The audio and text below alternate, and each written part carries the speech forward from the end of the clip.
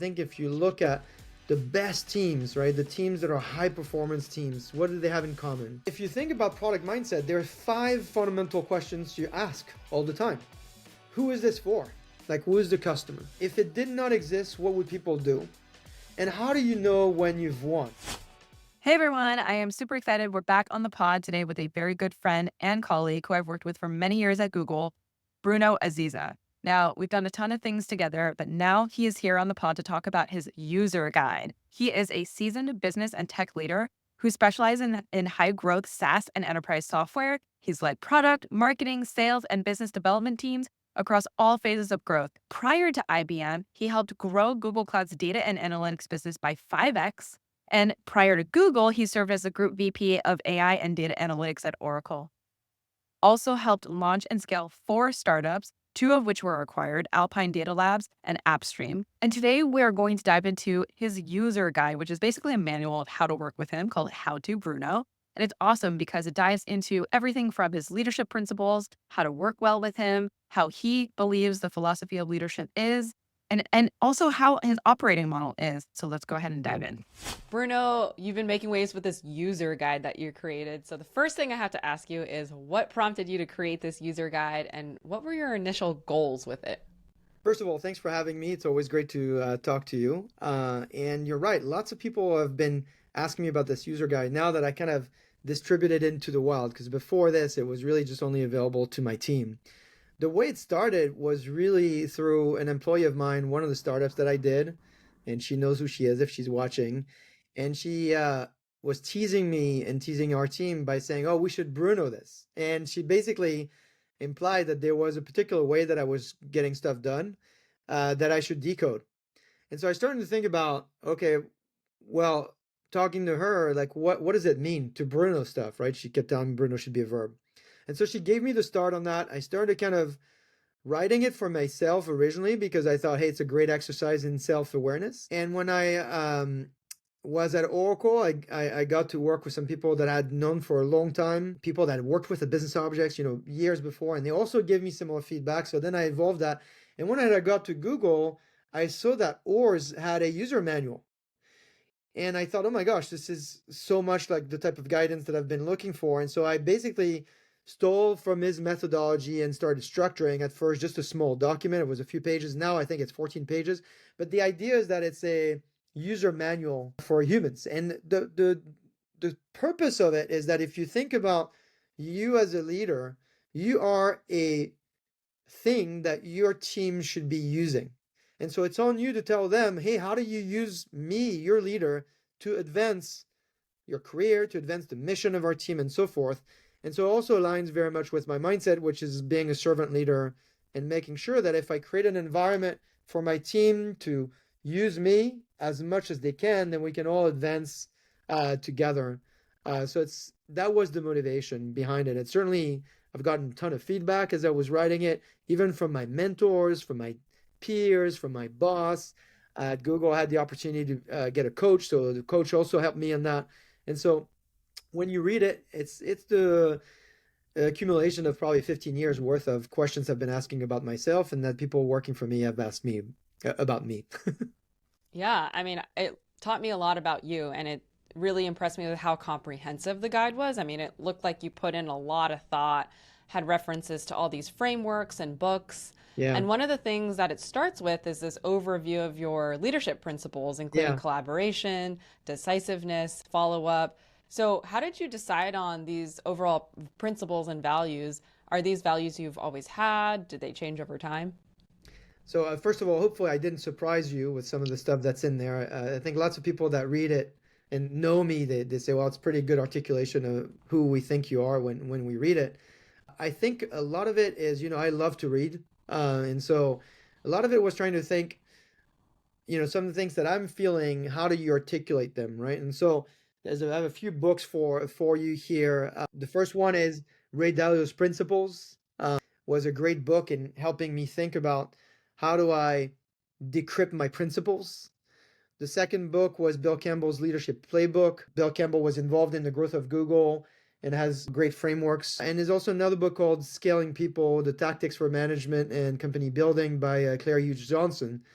And so learning from these books in terms of framework helped me kind of structure my thinking. In general, I would say that I naturally very collaborative. And so I love to work with people. My energy comes from that, working with others. And so that wasn't really hard to write about. Decisiveness, I really love that as well. I used to have a CEO who I worked with very closely, and he used to tell me, Bruno, it's always better to decide. And sometimes, your team is going to feel better, or we're going to make better progress if we are deciding and we're wrong than if we're not deciding and we don't know what we're doing. So this idea of decisiveness, not only I'm convinced of it, but I saw it in action. And a lot of it I've got to give credit to the CEO. And follow up and follow through, it's my observation working with executives that I think are just amazing, that are people I look up to. They have an incredible ability to synthesize, simplify, and take action on the things that are just going to give them incredible leverage. And so that's why I wanted to decrypt that, because I think if there are only a few things you can do is be really collaborative and effective in your collaboration, make decision, create the environment so people can make their own decisions, and then follow through, not wait on what needs to happen after you've made a decision. So these three things kind of came naturally over time. Yeah. So the two things would be decisiveness and that execution and follow Yeah, through when you decide. yeah, follow up and follow through. It's great. I mean, I think it takes a little bit of practice when people aren't used to it, especially when you're operating in this complex environment, working with different people of different personality types. I'm sure your user guide helped with how to operate with you and your background. One of the things that you introduce in the guide as well is this concept of ownership, right? Run Yeah. it like you own it in the context of both internal teams and external partnerships. So, how do you foster this sense of ownership within the teams that you work with? It's a great question, because I think the standard answer you'll get on a question like this is ownership is about metrics and scorecards and inspection of these scorecards and holding people accountable. And I think all of that is true, but I think if you look at the best teams, right, the teams that are high performance teams, what do they have in common? My observation, and this is backed up by books like Drive by Daniel Pink, or if you look at work from Simon Sinek, who has done a great job with books like Leaders Eat Last and others. There's a few things. One is autonomy. You need to create an environment where people own their decisions. They are respected for the leaders that they are, the experts that they are, and they have the ability to make decisions. Second is mastery, or the opportunity to develop mastery, which is tied to another value which you and I experience firsthand, psychological safety. It's this idea of you're thinking about who you want to be, and you're starting to act like who you want to be, and you're mastering towards that. And on the way there's going to be a fair amount of mistakes, but that's part of the process. And then the third one is purpose. Aligning on purpose. Is the purpose big enough, right? So this idea of 10x thinking is an important one. If you have these three things, is really when you create an environment where people are going to behave, they're going to run it like they truly own it, because, well, they are. They are owning it. They're owning the autonomy. They're owning the mastery and the path to mastery, and they're owning the execution of the purpose. And so these three things, I think, to me, work. I've experienced this firsthand. There's also the idea behind transparency. I think it's really important. One of my books that I really love, and I buy this to people on my team for Christmas. I've created this kind of like the book club, Bruno book club. Daring Greatly, Brené Brown's got a lot of books around that, is learning how to be vulnerable as you're developing autonomy, mastery, and purpose as a team. There's a lot of work here in this field, and so I don't pretend to have invented this, but I have to tell you, it works. Yeah, I think from personal experience, I was very fortunate in my career to have a great manager for many years who gave me autonomy, helped me with mastery, feeling purpose on the team, and really celebrated for my skill set. And Yeah. so I see the outcome of that in how it's really developed me to become a leader. And now I'm sort of passing that down to my team as well. But it's hard, it's like as a leader, you are creating your own culture on the team, but Yeah. there's also a culture outside of your team too that you have to operate within. So how do you protect the environment for your team to Yeah. be able to work in like more of a complex space? Yeah. This touches on culture, right? So this is a big point. People think about culture as this nebulous concept. And I think it was Ben Horowitz in his book where he explained culture is not what we say, it's what we do. And so my observation has been is if a big part of your group is starting to act those values, it just becomes the way we do things.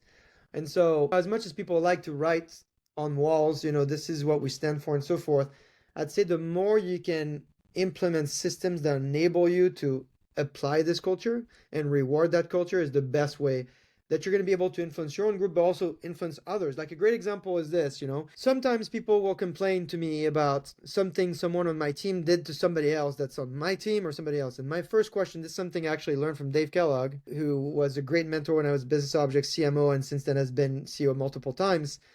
He wrote the question to ask when somebody comes to you and complains about somebody else, the question you should ask is, what did they say when you told them about that? And the idea, what you're trying to do here is that I'm not your parents. We're all adults. And the value that we look up to is this idea of vulnerability, transparency. If you've got a problem with somebody, then you have to figure out a way to communicate that directly to them before you go to their boss. And of course, if that doesn't work, it's probably when you involve their boss. But that's how I think you can affect other groups, because yourself, you're behaving with a set of standards that kind of make it impossible to have the counterculture that you don't like. Yeah, I agree. And you mentioned a good point about systems and building systems to Yeah. enable the culture to happen. Actually, in my last team, we did have a great system where we would have triad models where one person was responsible for leading a project and two other people would be responsible for helping contribute to that product. And then it would kind of reverse and everybody would get the opportunity to both lead an initiative and help and contribute. And everybody gets credit for that, right? For that Yeah. work. So that was a great system in place. I'm curious, because in your user guide, you talk to systems, not hacks. So Yeah. can you elaborate on this philosophy and why do you believe systems are so crucial to success? It's very crucial. I think if you look at just life in general, we are the result of systems. We're part of an ecosystem. Everything's kind of related. A great joke that comes to mind. I don't know if you have those demotivator posters at home. I have a few. There's one, I think it's about bad results. It's either a coincidence or you're really bad at making decisions. It's kind of the demotivator poster on that. But the idea is that things don't just happen. I mean, sometimes maybe there's a fluke here and there, but in general, it's true that the world runs on rules. And what I don't like about the term hack is that it's this idea that it's temporary, whereas the system is intentional. It is kind of implied that it is forever. It is implied that it is something you're going to refine over time. There's a lot of literature on that. I brought with me a few books. I mean, one is, of course, the Atomic Habit book that's very popular um, these days. But there's one, if you like to laugh about it, is this book by the author of Dilbert, How to Fail at Almost Everything and Still Win Big. First, funny book to read. Second, in it, he talks about this idea that everything is a system, and the hacks is just not going to help you long term. And so there's a pattern here, right? And so that's what I would encourage people to do. My kids hate that when I tell them everything's a system, of course, but because it's romantic to think about hacks. But the reality is that we are either the creator of the system, part of a system, or the victim of somebody else's system. So you better make sure you understand what are the rules of the game. Yeah. Yeah, I love that quote from Atomic Habits. You don't rise to the level of your goals, you fall to the level of your systems. And I Yeah. completely believe that about everything in life that you want to create a good habit for or a goal that you want to achieve long term. You have to build a system in place to reduce the risk of some unintentional outcome where you kind of stop prioritizing those tasks, right? So just try to like bulletproof it. It also allows you to be intentional about inspecting the system, right? There's a big, what's implied behind the system is that if there are rules for this thing, then when it doesn't work, I should really be intentional and understand why it didn't work. Like there's two things that I learned through my startups in particular, but even hyperscalers. One is you want to learn from mistakes, and the best way to learn from mistakes is to learn from other people's mistakes. So you need to be on alert and understand, I'm trying to build a system over here. Someone has another system over here that looks similar. What's not working there? So I don't design over here for that. And the second aspect of the system is that you want to also do what I call pre-mortem. So you might be familiar with this idea of the post-mortem. When something has happened, what worked, what didn't work. what I love to do with my teams before we go to an event, before we launch a product, before anything critical happens, pre-mortem it. What will not work? So we can either engineer for it now or be really ready to handle it when and if it happens.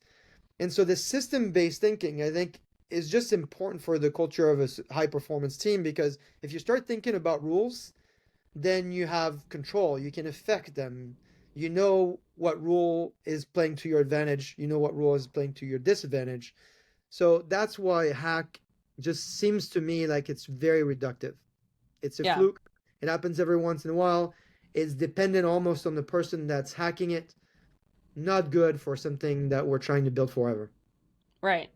Right. It's a one, it could be a one-time blip in success that can't be Yeah, repeated. yeah, Okay, so you are this successful product leader and you've been able to apply a product mindset to a lot of what yeah, you do, even for individuals outside traditional product roles. So how has this mindset influenced your approach to leadership and teamwork? yeah. So I've been a product leader for my entire life. I almost would say that even when I was a kid, I was the type of kid that was difficult for parents to have because I would just question everything. So I'd ask, why is there wind? Try to answer that as a parent. And so I, the way I perceive the world, and I think it's very true, you're a product manager as well, is there's a set of questions that you ask in order to understand the world.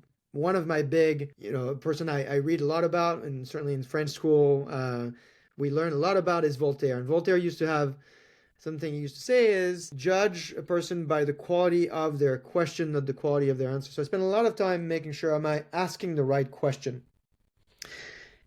And if you think about product mindset, there are 5 fundamental questions you ask all the time. Who is this for? Like, who is the customer? What is the thing they're trying to do? There's theories that here I have another great book for you called Jobs to Be Done. If you're a product manager, you must get this book, Competing Against Luck, because it explains the theory of jobs to be done. But it basically explains who is this for and what are they trying to solve? What's in their way? What is our value? So what is the value of this thing for the job? What does it compete with? If it did not exist, what would people do? And how do you know when you've won? How do you know when this has worked? Now, you can write down these questions about anything. Like this podcast that we're doing, I could ask you, who is this for? Why are people listening to us right now? What is the almost emotional thing they're trying to solve for themselves? If it didn't exist, what would they do? And how do we know that it's actually succeeding? So this idea of product mindset starts with that. You notice the first question is who's the customer? This is something, you can read about. In fact, this is going to be surprising from a Googler to talk about. Our next Googler is the Amazon Way. This is a great small book. Actually, it was written by someone that went from Microsoft to Amazon and was trying to kind of write that for themselves. And it talks about this idea of customer obsession. So I would think about that for just about anything. And it's a good methodology. I think that works. Yeah, I actually tell people a lot about content creation and growth strategies Yeah, for companies is you can think about the strategy like a product development lifecycle, and a lot of those same questions apply, right? You're still outputting a absolutely. product in a way. So, Absolutely. I mean, a blog is a product, right? It's solving something for someone that otherwise would do something else if you didn't exist. And so if you think about it that way, it is a product. yeah, exactly. Now, I want to dive into this concept because I think there's this understood phrase, less is more, which a Yes, lot of people agree with. But in your case, you've actually said that it's not always the case or that it's actually more nuanced than that. And this is absolutely. related to setting really big, ambitious goals. So, how has this worked for you and does it apply in all cases? Yeah, I have an emotional reaction when I hear people say less is more, and it goes back to when I was at Microsoft. I had this manager kept saying, "Well, we got to do less." It's because less is more, and I never agreed with that. More is more. The question is, when you communicate less is more, I think the way people understand it is they need to do fewer things. In fact, no, you need to do more of the things that really work. Um, it's the same issue that we have with this tyranny of the or. The human brain loves binary choices, and people say, oh, you need to work smarter, not harder. No, you need to work smarter and harder. And so to me, I think leaders have to be really careful when they say less is more because it's sometimes misunderstood if that's not what they mean. They should say more is more, and they should work with their team to make sure that we are really clear on what are those things that we should be working on and do more of them. It's kind of like the Mark Twain's sentence where he said, "I didn't have time to write you a short letter, so I sent you a long one." That's what we Right. mean here is that you got to think about the fewer things that are impacting the highest impact, that are creating the highest impact, but you got to do more of those things. Once you've identified these few things, you got to do more of them. So that's why I never like the less is more. I think the framing is wrong. I think it can be misinterpreted, and I think it's the opposite of high performance. Yeah. Less of the lesser value things, more of the higher, more Yeah. impactful things. So Yeah. that's how I I handle it. love, I just tell people more is more, and they understand yeah. what I mean. If they know the Bruno way, if they Brunoed it, Yeah, they would know. exactly. I also like the point about things aren't so binary all the time, but Yeah. it's not easy to create an idiom or a phrase if it's not binary, right? But in Yeah. many cases, everything is more nuanced. It's not always so black. It's not black and white. That's right. So I think the user And we guide knew that helps we know give that in color. life, right? You know that in life the truth is somewhere in the middle, right? And so I Yeah. think there's some cases when you have to make decisions that maybe a binary framework helps, but most of the time the brain works more like a quadrant, right? It's like you got to think about multiple dimensions, maybe a cube, multiple dimensions, and you got to weigh in like, okay, in this case it's more like that. And I know how comfortable it could be to think in binary terms, but that's just not how the world works. Exactly.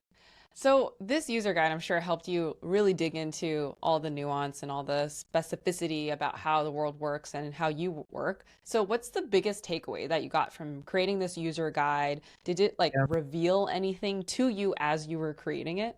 Yeah, well, a lot. I think the first thing that it revealed, very much like the carcast that you and I are doing, originally, you might have thought that this was going to help people reading it, but it's actually just as helpful to me because it creates a platform by which people can give me feedback and I can get better. And so selfishly, the user guide is helping me. When I write something, it also enables people to call me out on certain things where it's inconsistent. One of the things that I do, you'll see in my one-on-one template, is I believe in this idea of bi-directional coaching.